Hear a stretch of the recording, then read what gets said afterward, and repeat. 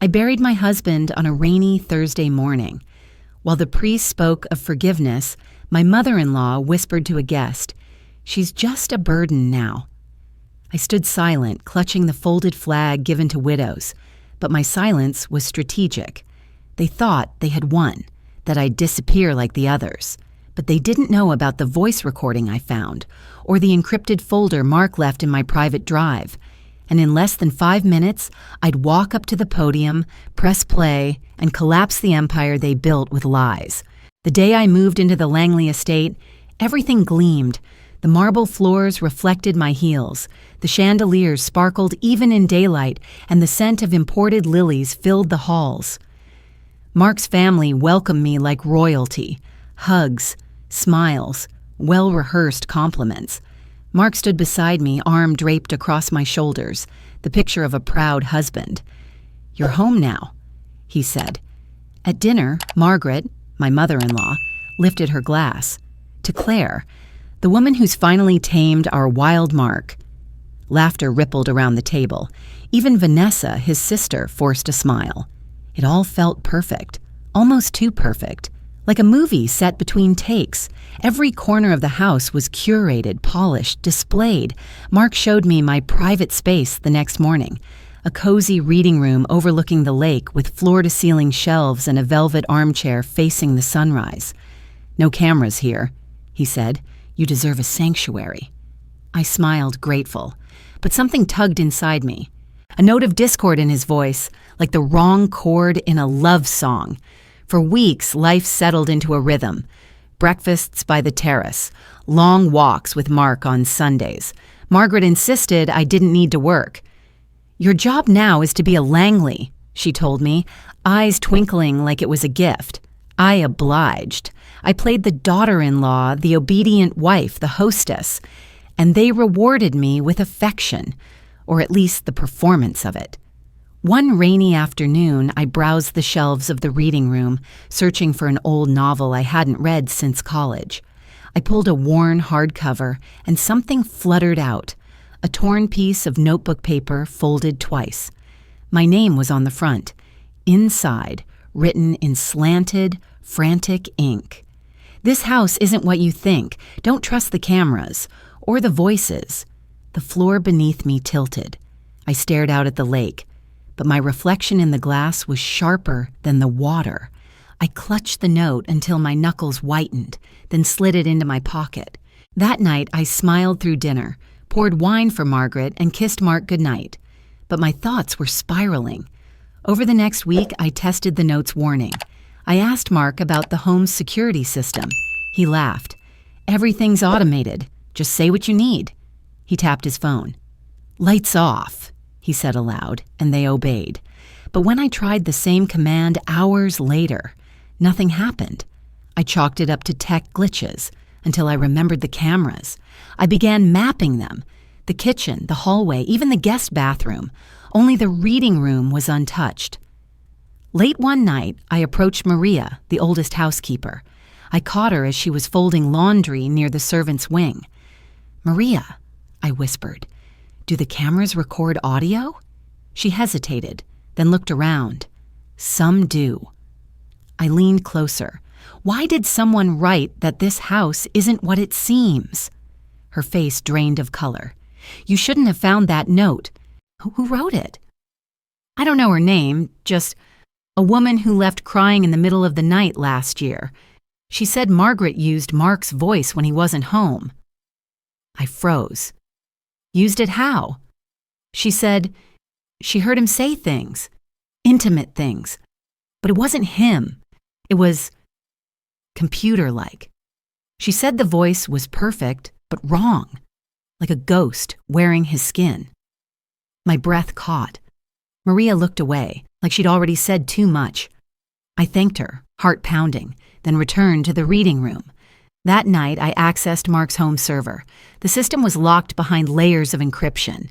I had no credentials, no permissions, but I wasn't helpless. I once freelanced in digital marketing, dabbling in light code work. It took me hours, but I got in. There, buried in a hidden directory, was a software labeled Vocal Proxy 7.3. Its description, Neural voice synthesis model, sample base M. Langley. The air thickened. I clicked the file. A list of audio commands populated the screen. Phrases like, "I've got it covered. Claire doesn't need to worry. Margaret knows best. Transfer the deed. She'll never notice." Hands trembling, I clicked one of the audio files. Mark's voice filled the room. Calm, certain, familiar. I signed the transfer papers. Margaret will hold the title. Claire won't suspect a thing. I stared at the monitor, bile rising. My husband's voice, but not his mind, not his will. Or was it? The door creaked behind me. I spun around, but no one was there. I shut off the computer, heart racing. Outside, the lake shimmered under moonlight, silent and still. But inside me, something had broken, and there was no going back. I didn't scream. I didn't confront. I didn't even cry. The night I heard Mark's voice betray me from a machine, I simply shut down the server, walked to our bedroom, and curled next to his sleeping body as if nothing had changed. If they wanted a puppet, I'd give them the best damn performance they'd ever seen. In the days that followed, I played my role to perfection, smiling at breakfast, thanking Margaret for the herbal tea she claimed calmed the nerves, laughing at Vanessa's passive-aggressive jabs about women who marry up. But beneath the surface, I watched. I noted when Mark left the house and for how long. I tracked who entered his office. I memorized the rhythm of the house. When the staff cleaned, when deliveries arrived, which rooms stayed locked. At night, in the safety of the reading room, I began building my escape plan. Not out of the house, but out of their narrative. Using an old laptop I'd kept hidden in a box of winter coats, I created a new identity. Claire Carter, financial minimalist. I launched a YouTube channel camouflaged by a voice filter and stock footage. I spoke about financial manipulation in marriages, how women unknowingly give up autonomy, and how to build silent wealth. My words resonated. Within weeks, I had 20,000 followers, and my first $1,000 earned through affiliate links. No one knew. Not Mark. Not Margaret. Not Vanessa. My channel became my sanctuary, a place where I was more than just someone's wife. I was a woman taking back her name without making a sound. One night, long after midnight, I was editing a video on the psychology of asset freezing when my bedroom door burst open. Vanessa stood there, hair disheveled, wearing an oversized hoodie like armor. "What are you hiding?" she hissed. I slammed the laptop shut, heart thundering. "What are you doing in here?" She stormed in, eyes scanning the room. "You think we don't see you sneaking around, whispering with the maids?" "What are you up to, Claire?" I kept my voice calm. "I think you've had too much wine." She yanked the laptop from my hands. I let her. It was encrypted, scrubbed, locked 6 ways from Sunday. She clicked. Nothing but a decoy desktop filled with wedding photos and recipe PDFs.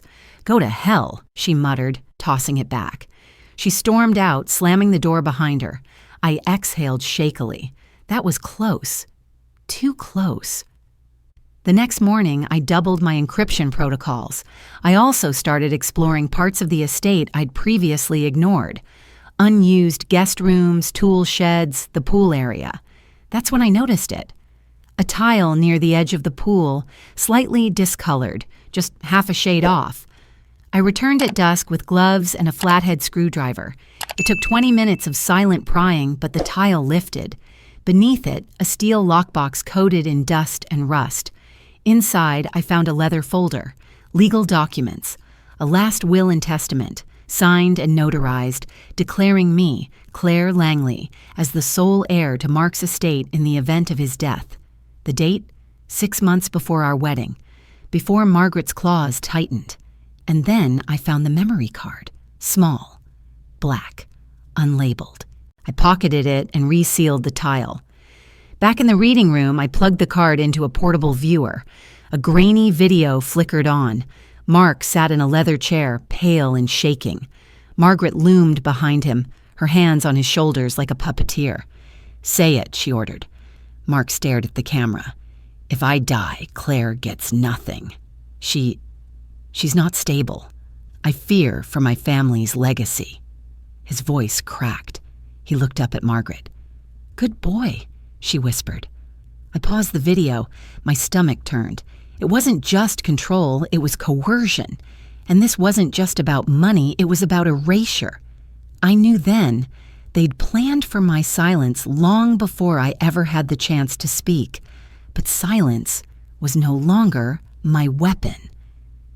3 days later, as I drove to the city to meet a lawyer who specialized in legacy fraud, my brakes failed. The car skidded into a ditch, metal screaming, glass exploding. I crawled out, dazed, blood in my mouth, my legs trembling. The tow truck driver found the brake line cleanly cut. 2 weeks prior, the family's mechanic, Margaret's most trusted man, had serviced my vehicle. I didn't go to the hospital. I didn't call the police. But that night, I uploaded my first anonymous whistleblower video. And for the first time since marrying into this family, I was no longer afraid to be heard. They moved faster than I expected. Within 48 hours of my recovery, news articles began to surface. Unstable widow under investigation. Langley heiress suffered psychiatric break months before husband's death. Headlines built from whispers, planted quotes, a photo of me looking hollow-eyed in a hospital gown, taken years ago during a panic attack I never disclosed. They didn't just want to destroy my credibility, they wanted to rewrite me. I went quiet again, this time out of strategy. Then I reached out to the only person I knew who could navigate media lies better than I could, Maya Brooks. We hadn't spoken in 6 years. Last time we met, she was still freelancing, barely making rent. Now she ran a column exposing tech corruption and political scandal. She answered on the second ring. "Claire Langley," she said. "I was wondering when you'd call." We met in an abandoned art gallery she used as a front for her data team. I brought the video of Mark and Margaret, the fake will, and a list of dates matching changes to his financial records. Maya didn't flinch.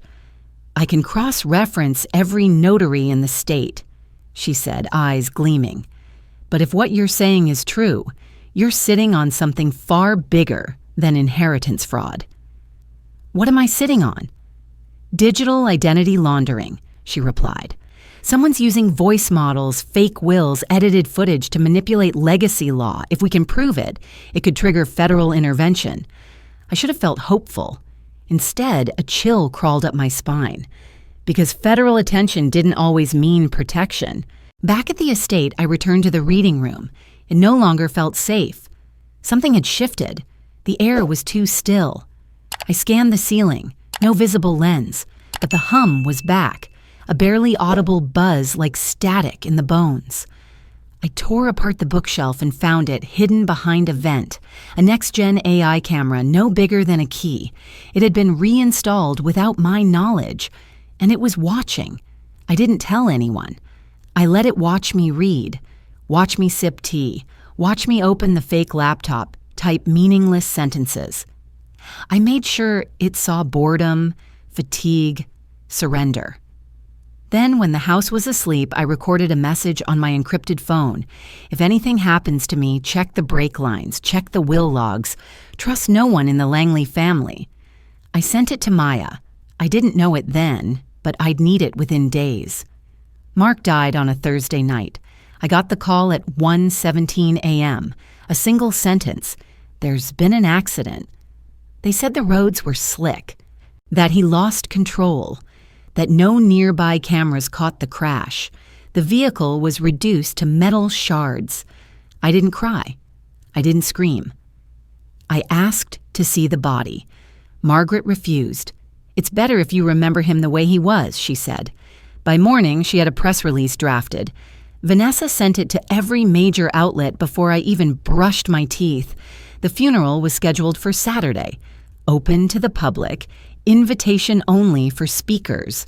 I wasn't on the list. "Claire," Margaret said with a patronizing smile, "you need rest.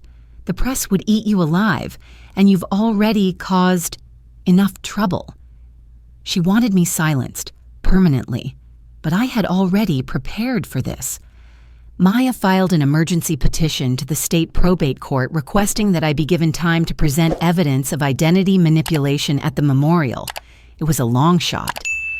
On the morning of the funeral, as I stood outside the cathedral, denied entry by private security, my phone buzzed. Order granted. Claire Langley. Permitted to speak. Max 5 minutes. I walked past the guards, past the mourners, past the pitying stares. The cathedral was drenched in white lilies and polished grief. Margaret stood at the altar, veil over her eyes, playing widow better than I ever could. But when the officiant asked for final words, I stepped forward. Gasps followed me down the aisle. Cameras turned. Whispers rose. I have something to say, I said, and I have a court order granting me the right to say it. The priest stepped aside. I took the microphone, hands steady, eyes locked on Margaret's. This isn't a eulogy, I said. It's a correction. And then I reached into my bag, pulled out the flash drive, and inserted it into the church's projector port. Mark's face filled the screen, not the polished portrait they'd chosen for the obituary. This was raw, shaking, eyes pleading. If I die, he said, voice breaking, it's because they forced me into silence. Gasps turned to silence. The cathedral held its breath. Margaret's hand gripped the pew. I wasn't just speaking anymore. I was rewriting everything they'd tried to erase. The silence after Mark's video ended was heavier than grief. For a moment, even the cameras froze, as if unsure whether to keep rolling. I turned from the screen and faced them, my in-laws, the crowd, the press, the legacy. There's more, I said, plugging in a second drive. This time, the audio played without video. Mark's voice again, smooth and confident, but then another version overlapped it. Identical in tone, cadence, breath, but slightly too perfect. The background too quiet. The phrasing too calculated. This is a neural replication, I explained.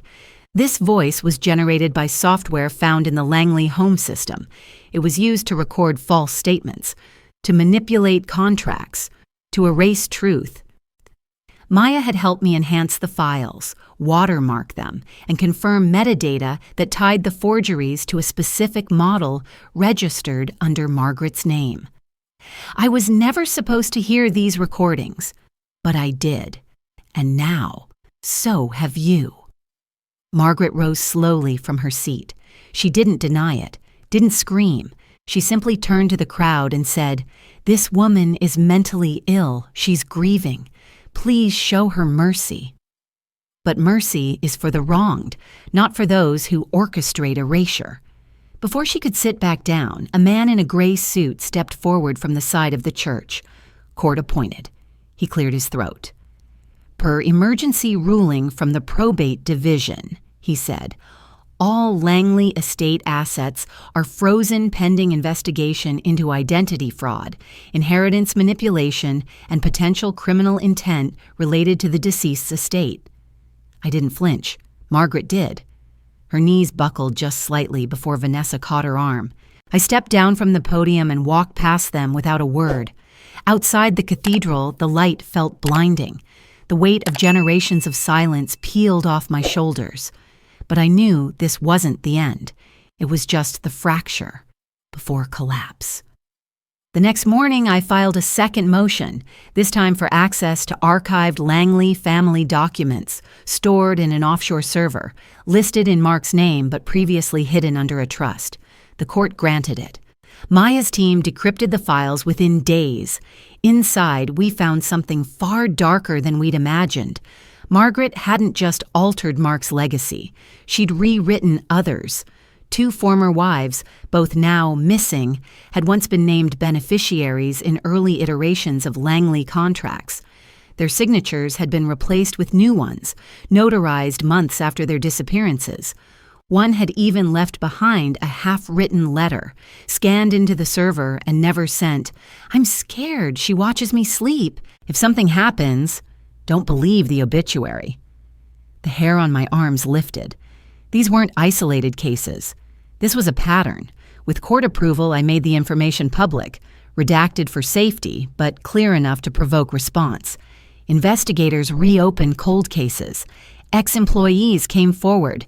Anonymous testimonies flooded Maya's secure inbox. The narrative was shifting, not because I spoke louder, but because I showed proof no one could ignore.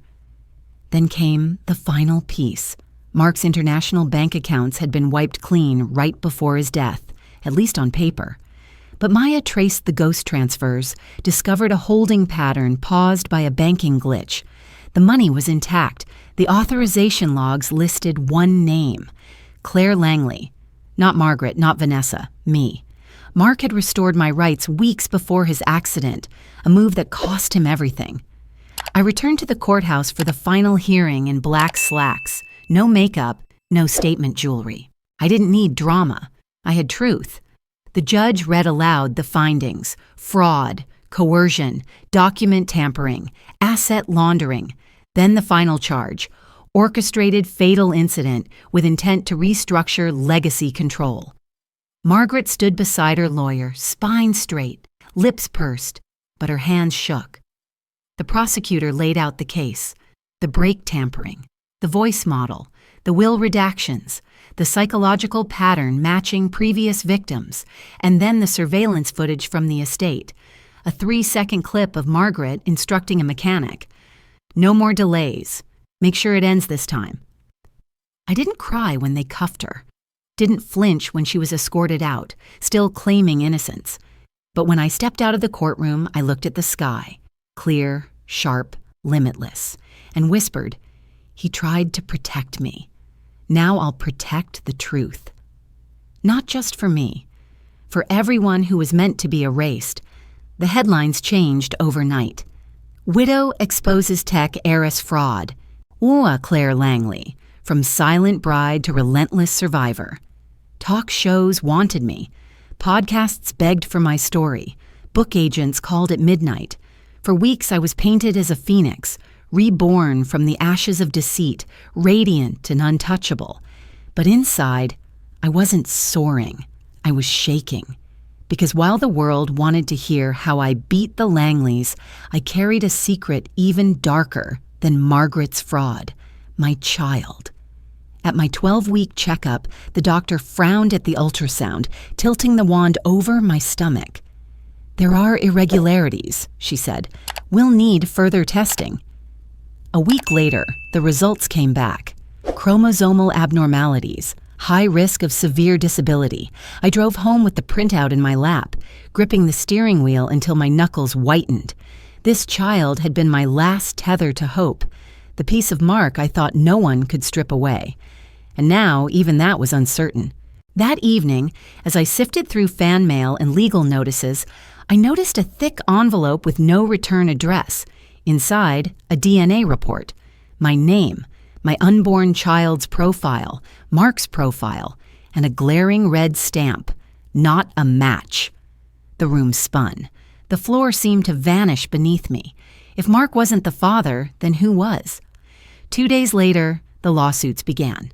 A consortium of Langley allies filed charges of defamation and fraud against me, claiming I fabricated evidence to destroy Margaret's reputation posthumously. Headlines shifted again. Was Claire's proof manipulated? The widow who lied? I was no longer the phoenix. I was prey. I locked myself in the reading room, combing through every scrap of data Mark had left behind. That's when I found it. A research contract, buried deep in his old drives, signed under a pseudonym. It was a clinical trial, a biotech project tied to neural genetics and artificial reproduction. He'd volunteered samples, not once, multiple times. The sponsor listed? A shell corporation traced back to Margaret.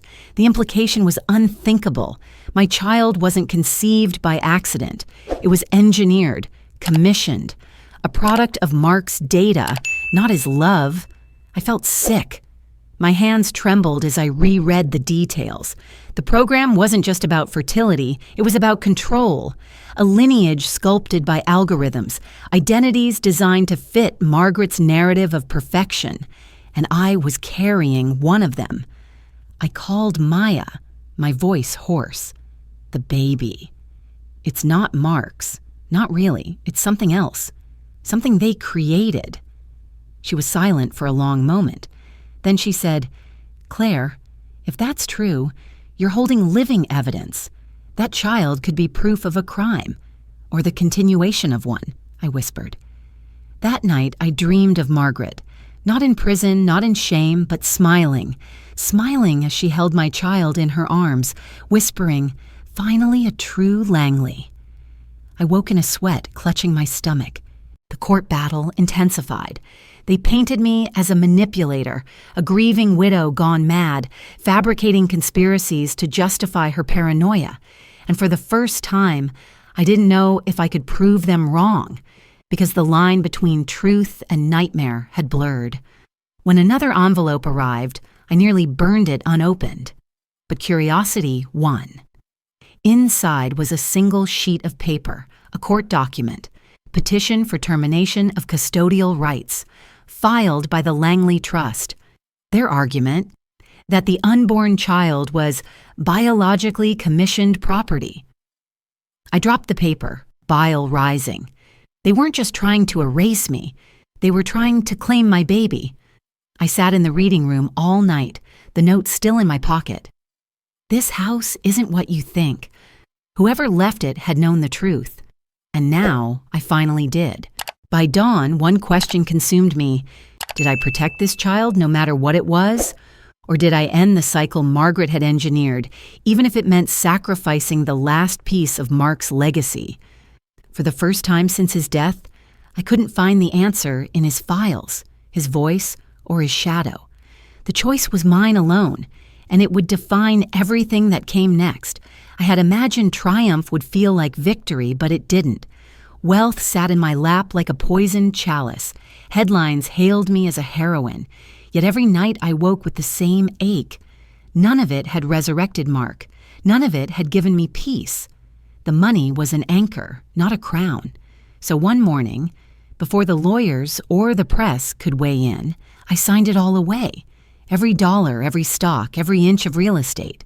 The Langley estate became the seed for a nonprofit that would outlive me, a foundation dedicated to protecting women from financial abuse, identity theft, and coerced erasure.